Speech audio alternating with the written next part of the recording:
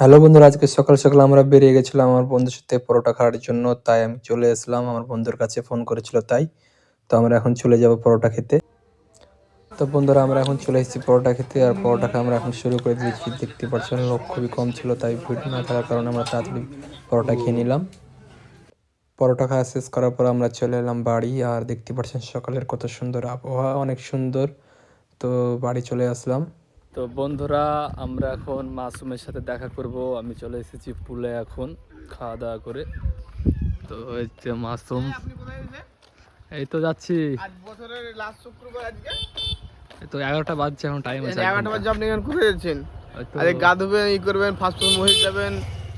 ঠিক ঠিক। তো এখন কোথায় যাচ্ছেন? এখন তো নাই ওখানে কেউ নাই না। তো গাছ পেতে নামাজ পড়ে যেতে হবে। হ্যাঁ লাস্ট শুক্রবার বছরে। লাস্ট শুক্রবার। তো চলেন তাহলে। কি করছিলেন দিয়ে বলেন। ওখানে চলে এলাম, টাইম হয়ে গেল আমাদের। টাইম হয়ে গেল, তাহলে যাবেন নামাজ পড়তে ভাবছেন? হ্যাঁ অবশ্যই। আচ্ছা, তো 5 ওয়াক্ত পড়ার চেষ্টা করতে হবে। হ্যাঁ ইনশাল্লাহ। ঠিক আছে। তো বন্ধুরা, আমরা সন্ধ্যাবেলায় বেরিয়ে গেলাম শ্মশানে আড়ত দিতে। কারণ যেই জায়গাতে আমরা দিতে যাচ্ছি সেখান থেকে নিয়ে যাই কলকাতায়।